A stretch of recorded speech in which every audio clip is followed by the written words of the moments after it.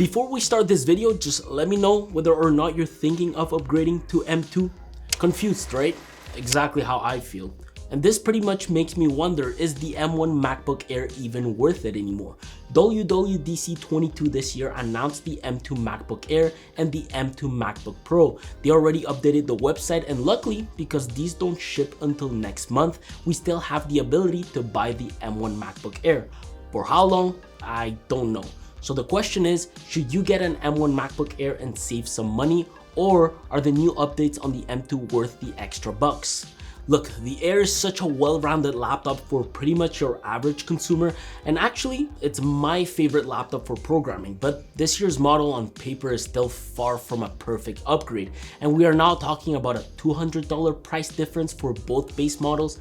Apple introduced pretty much a new chassis with new colors, a new camera, and of course a new processor. Unlike last year's model, they actually got rid of the wedge shape, so instead of having a thicker 0.63-inch back end extending all the way to a thinner 0.16-inch front end, the new model is now 0.44-inch thin all around. I actually like the wedge shape. It did give the keyboard a bit of an incline for a better typing experience, but if the M2 is anything close to the 14-inch MacBook Pro, in terms of typing experience, it's not that big of a deal.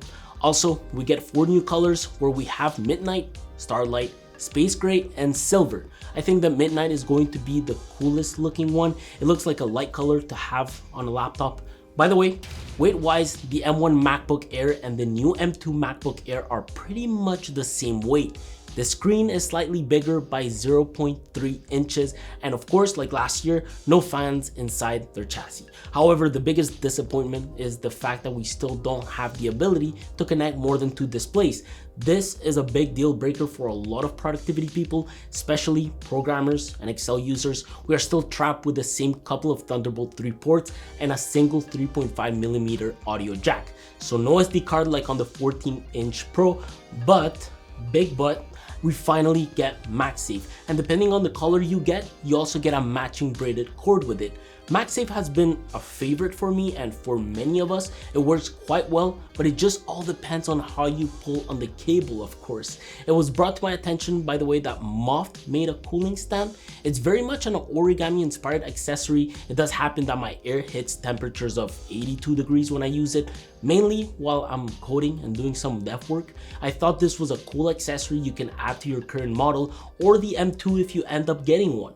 It's pretty much the first laptop stand that embedded a graphene cooling technology into its invisible design, which is the most thermally conductive and thinnest material for this type of use.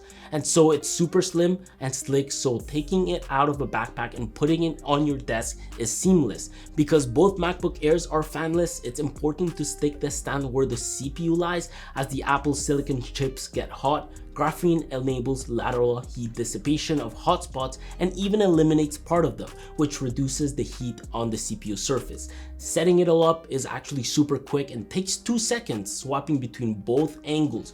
Recommended for those who are always on the go, as it is portable due to its invisible design. It also holds up to 18 pounds, fits laptops up to 16 inches, and it's 3.1mm thin.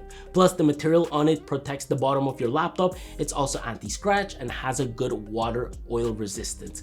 The only thing I'm excited to see with the M2 laptops are the speakers. On the current M1, we have these nice grids on the sides. These are stereo speakers, deliver a wide stereo sound, and support Dolby Atmos playback.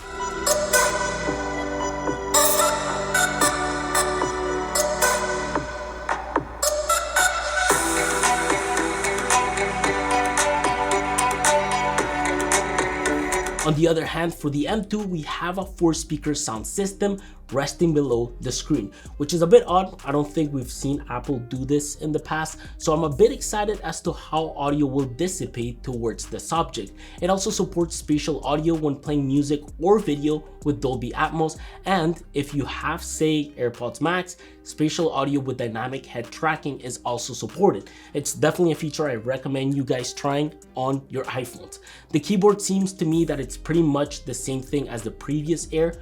but with a new Touch ID sensor just like the one on the 14-inch Pro. I did realize that the command keys seem to be larger on the new M2. I'm not quite sure, it's just a little thing I think I realized. One thing I forgot to mention is that the 3.5mm jack is a bit different this time around. It does offer advanced support for high impedance headphones. Otherwise, I will say the major update they had apart from the actual chassis is the screen. Unlike the Retina display we have on the M1 Air with 2560 by 1600 pixels outputting 400 nits, this year they gave us 500 nits of brightness on a 2560 by 1664 pixels liquid Retina display. And the extra pixels make sense due to the fact that it's a 13.6-inch display. This obviously means that we get the notch and the thinner borders this time around. Makes sense because both chassis have very similar depth and width. I think the slimmer bezels and the tiny difference in depth is where we gain those extra inches. Luckily, with this in mind, we do now get a 1080p camera, but without center stage. It's not something I personally care about, mainly because of the new features that macOS Ventura will offer. macOS Ventura will now let you use your iPhone as a webcam, and that's insane. And the craziest part about it all is that Apple Silicon is now capable to process the image to even deliver an overhead shot due to the iPhone's wide angle lens camera. I think this is like the craziest feature out of them all. I'm still not quite sure if this is something that the M1 will also benefit from. Now, on paper, M2 is 1.4 times faster than M1 and up to 50 times faster than Intel. Even the GPU it comprises is 35% faster than M1. However, notice that some of these stats apply to the 8-core CPU and 10-core GPU model, which is now a $300 jump instead of a $200 jump. The $200 jump from the M1 pretty much consists of an 8-core CPU and an 8-core GPU.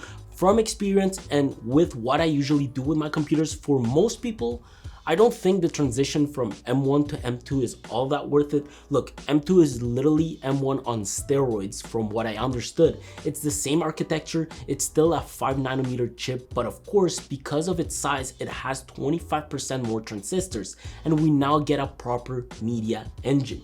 The media engine is a section devoted to video processing that preserves battery life. This means that the CPU can handle video more efficiently compared to M1. Things only a video editor will ever notice. Also, do remember that if you are someone that is looking to upgrade their laptop to any of these devices, more cores won't mean better performance. Usually more cores are better for music production, video editing, and graphic design. Both Apple Silicon devices are so well engineered that the average consumer will never literally see the difference. In short, when it comes to cores, the efficiency cores can take over simple tasks, while powerful cores are idle, and so it saves energy. Having multiple cores of this fashion helps the OS assign resources as efficiently as possible. So even for software developers or Excel users, I don't know if the upgrade is worth it yet. The fact that we still get connectivity to a single monitor is still a huge deal breaker for me. I will say though, if you come from a laptop other than the MacBook, it seems like the price jump is reasonable. You also have the ability to get up to 24 gigabytes of RAM, and you also have double the bandwidth at 100 gigabytes per second. It's a hard choice to make, but definitely not a choice you should make until all the reviews are out. It's our job to make sure you guys purchase the bang for your buck. Other than this, I'm super happy to see that we still get 18 hours of battery life on a beefier computer. If you do end up getting the higher tier model of the M2, notice that the new 35-watt dual USB-C port compact power adapter is included, else it's a $20 upgrade. You also have the choice to opt for the 67-watt power adapter if you wish to have fast charge, but let's face it, who goes through 18 hours of battery life? You most likely get home after a long day and charge your device at night. You can also always stick to just whatever you already have at home. Any reputable GAN charger will do, honestly. I happen to bring my 130-watt voltage charger at home with me to charge my 14-inch MacBook Pro. It's just convenient since I get 3 USB-C ports with a USB-A port, and I also got some proper cables with magnetic connectors from them, so I can literally have it all in one. It all makes it super easy to transport in one single go. So really, you don't necessarily need to buy whatever Apple sells you. Remember that like the 14-inch Pro, you will be able to charge your M2 Air via USB-C. But MagSafe is super useful and it liberates one port so you can have more room for accessories. I will not recommend this laptop until I run all of my tests. I have yet to receive my unit, review it, do a programming review, compare it to my 14-inch Pro, and even compare it to the original Air. There are so many videos I want to make for you guys so you can be sure you place the right MacBook order. I really wish I was personally invited to WWDC, but it did not happen. I think we need more subs and views for us to get to that point. If you've enjoyed the video, let me know with a like and comment down below on what your plans are with the new laptops. I will see you all soon. Take care.